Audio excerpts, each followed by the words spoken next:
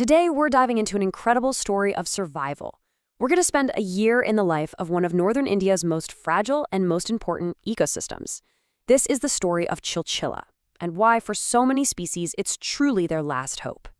So, get ready to see a pretty dramatic transformation. We're going to watch as this tiny sanctuary shifts from a vibrant, bustling paradise to a landscape under constant, relentless threat, and we'll see how it fights for its very existence year in and year out. All right, so let's start our journey in the middle of winter. This is when Chhilchhila is absolutely buzzing, just teeming with life, full of water, and packed with visitors who have flown thousands of miles to be here. You know, the name itself, Chhilchhila, tells you everything you need to know. It literally means a marshy area. And that's not just a name, it's its entire identity. This place lives and breathes with the monsoon rains that create this perfect, life-giving wetland. And when you get a really good monsoon, this is what happens. The whole landscape just transforms into this huge, shallow lake. The water gets up to 5 or 6 feet deep, which, as you can imagine, creates the perfect dinner table for an incredible amount of aquatic life. And this is who shows up for the feast. We're talking huge flocks of migratory birds flying in from the freezing winters in Europe and Central Asia. You've got the super elegant northern pintail, the really distinctive northern shoveler, and the local spot-billed duck. But oh, it doesn't stop there. Some of the bigger, even more impressive birds also decide to make this their winter home. And this, right here, is why this tiny little spot is so important globally: the painted stork. Their numbers are sadly dropping all over the world, but for them, this small patch of wetland is the single most important feeding ground in the whole region. It's an absolutely critical lifeline for them. But of course, the seasons change, the temperature starts to climb, and this winter paradise goes through a massive, radical transformation. It's time for the visitors to leave. The great exodus begins. Just look at the difference here. The huge lake shrinks down, leaving just a tiny pool of water right in the middle. That lush marsh gives way to these sprawling dry grasslands. And the sound of thousands of birds is gone, replaced by the quiet footsteps of a totally different cast of characters.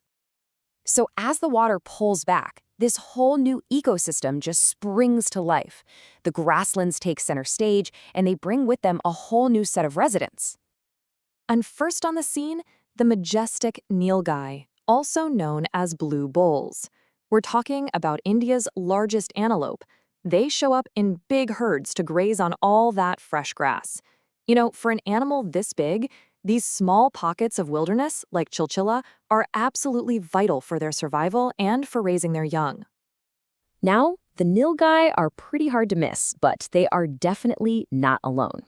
See those mounds of earth that ring the lake? They're like little islands, hiding a much more secretive community.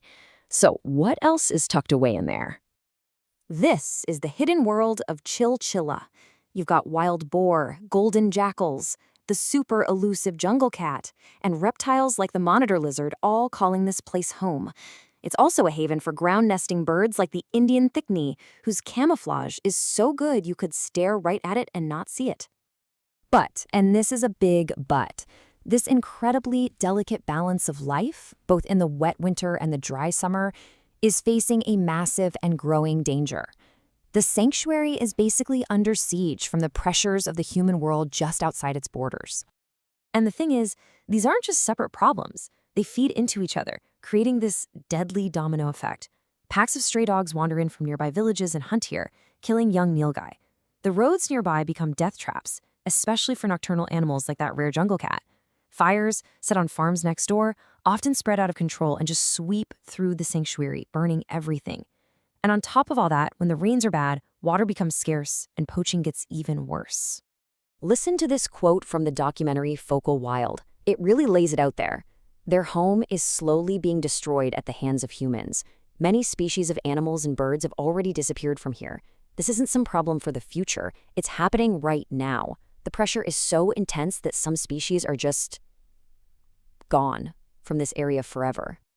So this brings us to the most critical part of the whole story. The cycle of life here has always depended on the rhythm of the seasons. But the big question now is, can that natural rhythm possibly hold up against all these new, unnatural pressures? After that brutal, punishing summer heat, finally some relief arrives. The monsoon clouds roll in and the rain starts to fall, breathing life right back into the parched earth. The cycle starts all over again, refilling the lake and getting the whole place ready for its winter guests. And here is the thing that is just mind-blowing. This entire drama, the global migrations, the seasonal shift from lake to grassland, the constant struggle between life and death, all of it plays out in an area of just 60 to 70 acres. It's Haryana's smallest bird sanctuary. And that tiny size makes it this incredible hotspot for biodiversity, but it also makes it unbelievably fragile. Which leads us to our final and most important question.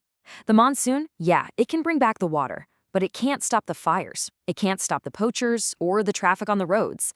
So is nature's oldest rhythm really enough anymore to save this last hope?